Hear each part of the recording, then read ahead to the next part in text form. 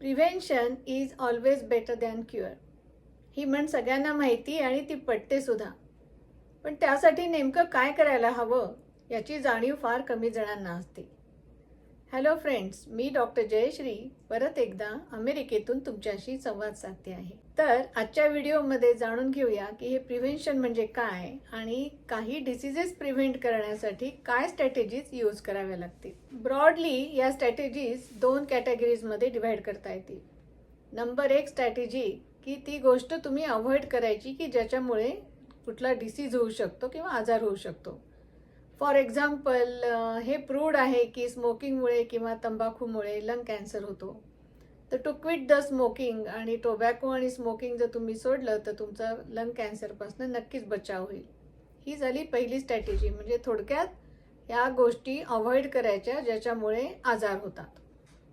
Number 2 वर आहे screening tests. Screening taste या अतिशय महत्त्वाच्या आहेत की ठराविक वयामध्ये ठराविक टेस्ट जर तुम्ही केल्या तर early detection of any disease होऊ शकतं आणि कुठलाही डिसीज जर अर्ली डिटेक्ट झाला तर त्याची ट्रीटमेंट करणं सोपं जातं आणि तो खूपदा क्युरेबल पण होतो आणि कधी कधी तो रिव्हर्स सुद्धा करता येतो. तर आता बघूया कुठल्या एजमध्ये कुठल्या टेस्ट करणं अपेक्षित असतं, तसंच महिलांनी कुठल्या टेस्ट करायला पाहिजेत, पुरुषांनी कुठल्या टेस्ट करायला पाहिजे हे मी आता तुम्हाला थोडक्यात सांगते. याच्यासाठी मी 3 एज ग्रुपमध्ये डिव्हिजन केलेलं आहे सोपं समजण्यासाठी म्हणून. एक तर आहे 20 ते 39 एज ग्रुप, दुसरा एज ग्रुप आहे 40 ते 50 आणि तिसरा एज ग्रुप आहे 50+ म्हणजे 50च्या वरचे. आजकाल सगळ्याच डिसीजेसचं वय अलीकडे आलेलं आहे, त्यामुळे अगदी 20पासूनच हेल्थबद्दल जागरूक असणं अपेक्षित आहे. तर सर्वप्रथम बघूया की 20 ते 39 या वयोगटामध्ये कुठल्या टेस्ट करणं अपेक्षित आहे. याच्यात नंबर 1 आहे blood pressure checkup. Blood pressure या एज ग्रुपमध्ये प्रत्येक 2 वर्षांनी चेक करणं अपेक्षित आहे. यानंतर दुसरी टेस्ट आहे फास्टिंग ब्लड शुगर. नंबर 3 वर आहे कोलेस्टेरॉल. कोलेस्टेरॉल म्हणजे काय आहे की त्याच्यामध्ये लिपिड प्रोफाईल नावाच्या टेस्ट असतात. त्याच्यामध्ये टोटल कोलेस्टेरॉल किती आहे, ट्रायग्लिसराइड्स किती आहे, तुमचं HDL किती आहे, तुमचं LDL किती आहे, अशा प्रकारच्या टेस्ट केल्या जातात. त्या दर 5 वर्षांनी एकदा करणं या एज ग्रुपमध्ये अपेक्षित आहे.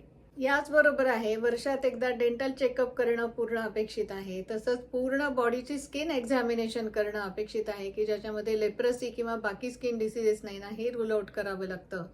त्याचबरोबर हिअरिंग टेस्ट काही करणं अपेक्षित आहे. थायरॉइडची टेस्ट आहे, थायरॉइड हॉर्मोन्स तुमचे नॉर्मल आहेत की नाही हे पण तुम्ही बघणं अपेक्षित असतं. ब्रेस्ट कॅन्सरचं सुद्धा वय अलीकडे आलेलं आहे, त्यामुळे 20 ते 39 या वयोगटामध्ये ब्रेस्ट सेल्फ एक्झामिनेशन तरी दर महिन्यात करणं अपेक्षित आहे, किंवा ते जर तुम्हाला जमत नसेल तर क्लिनिकल ब्रेस्ट एक्झामिनेशन 1 ते 3 वर्षाला एकदा करून घेणं अगदी महत्त्वाचं आहे. तसंच सर्व्हायकल कॅन्सरसाठी पॅप स्मिअर नावाची टेस्ट केली जाते, ती सुद्धा 1 ते 3 वर्षांनी एकदा करणं अपेक्षित आहे. आणि याचबरोबर सगळ्यात महत्त्वाचं म्हणजे आपल्या दोन्ही डोळ्याची थरो एक्झामिनेशन वर्षात एकदा तरी डोळ्याच्या डॉक्टरकडनं करून घ्या. या सगळ्या बेसिक टेस्ट आहेत ज्या या यंग एज ग्रुपमध्ये सुद्धा करणं अपेक्षित आहे. आता 40 ते 50 हे वयोगट स्त्रियांसाठी अतिशय महत्त्वाचं आहे, कारण या एज ग्रुपमध्ये शरीरामध्ये प्रचंड बदल होत असतात. पेरीमेनोपॉझल एज सुरू झालेलं असतं किंवा काही जणींचं तर मेनोपॉज सुद्धा झालेलं असतं, त्यामुळे प्रचंड हॉर्मोनल इम्बॅलन्स झालेला असतो. म्हणून शरीरामध्ये इन्फ्लमेशन वाढायला लागतं आणि हॉर्मोनल चेंजेसमुळे सुद्धा काही काही डिसीजेस सुरू होतात. त्यामुळे ह्या सगळ्या टेस्ट मी ज्या सांगितलेल्या आहेत त्या तर फार महत्त्वाच्या ठरतात, पण त्याची फ्रिक्वेन्सी सुद्धा या एज ग्रुपमध्ये वाढवावी लागते. यामध्ये ब्लड प्रेशर आहे जे दर 2 वर्षांनी तपासायचं आहे, आणि अगेन जर फॅमिली हिस्ट्री असेल तर दरवर्षी आणि तुमच्या डॉक्टरच्या सल्ल्याने ऑफकोर्स. तसंच फास्टिंग ब्लड शुगर आहे, तसंच टोटल कोलेस्टेरॉल, ब्लड कोलेस्टेरॉल ही सुद्धा टेस्ट करणं आवश्यक आहे आणि ती दर 5 वर्षांनी करणं अपेक्षित आहे. आणि याच्या आधीच्या रिडिंग जर काही ॲबनॉर्मल आल्या किंवा यापैकी एखादी रिडिंग ॲबनॉर्मल आली तर त्याची फ्रिक्वेन्सी जास्त असू शकते आणि ते तुमचे डॉक्टर ठरवतील किती दिवसांनी तुम्हाला ही टेस्ट करावी लागेल. तसंच अतिशय महत्त्वाची टेस्ट या एज ग्रुपमध्ये करणं अपेक्षित आहे की बोन डेन्सिटी टेस्ट. कारण पेरीमेनोपॉझल आणि आफ्टर मेनोपॉज इस्ट्रोजन कमी झाल्यामुळे, शरीरातले हॉर्मोन्स कमी झाल्यामुळे ऑस्टिओपोरोसिस सुरू झालेलं असतं आणि ते डिटेक्ट करण्यासाठी म्हणून bone density test at the age of 45 baseline करणं अतिशय महत्त्वाचं आहे.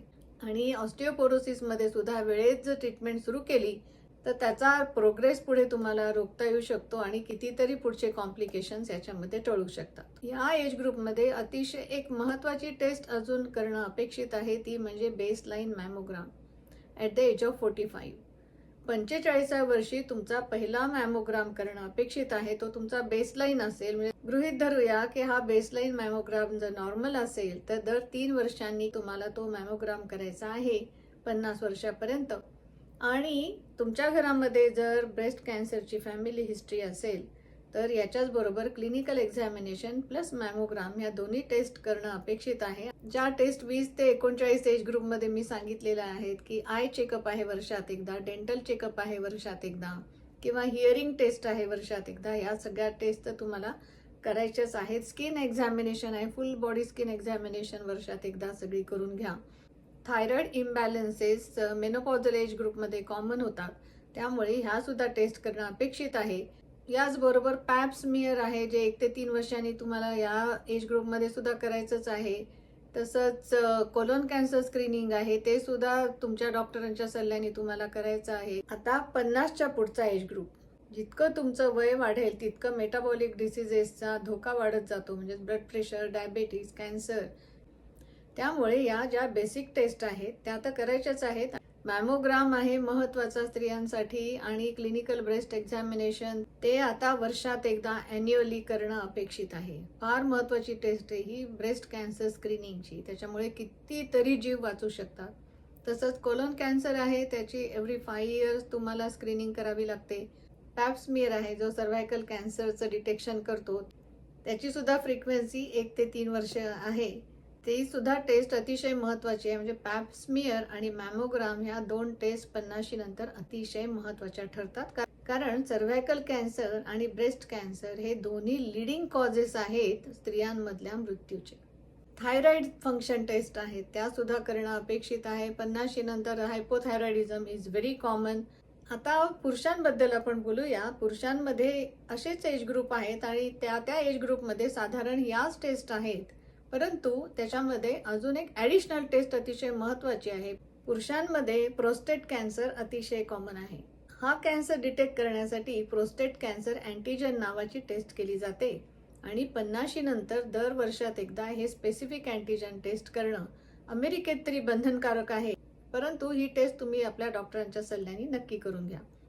फ्रेंड्स, आशा करते तुम्हाला माझा आजचा व्हिडिओ आवडला असेल. माझे व्हिडिओ जर तुम्हाला आवडत असतील तर माझ्या चॅनलला प्लीज सबस्क्राईब करा, लाईक करा आणि शेअर करायला विसरू नका.